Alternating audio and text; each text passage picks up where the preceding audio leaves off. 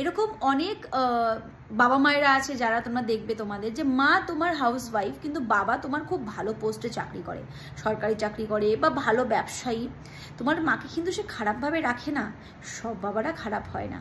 তাই তার ভরণ পোষণ, তোমাদের ভরণ পোষণ তোমার বাবা কিন্তু খুব ভালোভাবেই করেছে। কিন্তু আজকের জেনারেশনের মেয়েরা কি সেটা করবে? একটা ছেলে কিন্তু একটা বেরোজগার মেয়েকে বিয়ে করে এনে তার সারা জীবন তার ভরণ পোষণ করে। কিন্তু একটা মেয়ে যদি খুব পরিশ্রম করে রোজগার করে, খুব পরিশ্রম করে লেখাপড়া রোজগার করে, সে কিন্তু কোনোদিনের বেকার ছেলেকে বিয়ে করবে না। তুমি এটা কোনো মেয়েকে বলে দাও যে সে মাস গেলে যদি 20,000 টাকা চাকরি রোজগার করে বা 30,000 টাকা রোজগার করে, সেটা বেকার ছেলেকে বিয়ে করুক, কোনোদিনই একটা মেয়ে করবে না। সে বরং চাইবে আমি যদি 30,000 টাকা রোজগার করি তাহলে আমার স্বামীকে কমসে কম 50,000 টাকা রোজগার করতে হবে। আর এটা আজকের জেনারেশনের সব থেকে বড় সাইড এফেক্ট। যেখানে আমরা ওমেন এম্পাওয়ারমেন্টের কথা বলি, ওর পজিটিভ সাইডগুলোর কথা বলি, সেখানে এটা একটা নেগেটিভ সাইড।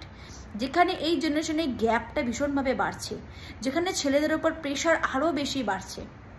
যেখানে আগেকার দিনে ছেলেরা 10,000 টাকা রোজগার করে একটা বেকার মেয়েকে বিয়ে করে এনে সুখী থাকতো, সেখানে একটা ছেলেকে যদি আজকে রোজগার করা মেয়েকে বিয়ে করতে হয় তাহলে তাকে তার ওয়াইফের থেকে 5 গুণ বেশি রোজগার করতে হবে।